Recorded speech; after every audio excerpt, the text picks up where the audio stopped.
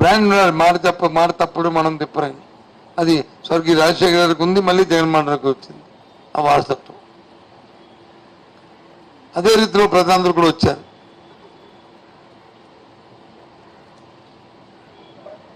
తప్పకుండా ఏదైతే నిన్న ఇంత పెద్ద ఎత్తున వచ్చి ప్రభుత్వం 4వ తారీఖున జూన్ 4ని ఎక్కింపోద్ది.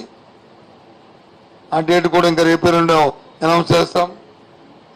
ఇక్కడికే జగన్మోహన్ రెడ్డి వస్తారు, ఇక్కడే ప్రమాణ స్వీకారం చేస్తారు విశాఖపట్నంలోనే.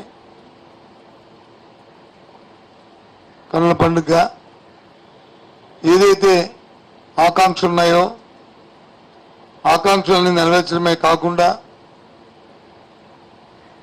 ఏవైతే ప్రభుత్వంలో రిఫార్మ్స్ ఉన్నాయో దాన్ని కొనసాగిస్తూ అటు విద్యలో కానీ వైద్యంలో కానీ దాంతోపాటు అభివృద్ధి కార్యక్రమాలని ముఖ్యంగా విశాఖ విజన్ ఏదైతే ఉందో విజన్ అచీవ్ చేస్తూ ఉద్యోగ అవకాశాలు ఇస్తూ జూన్ 4 నుంచి ఆ ప్రక్రియ ప్రారంభమవుతుంది.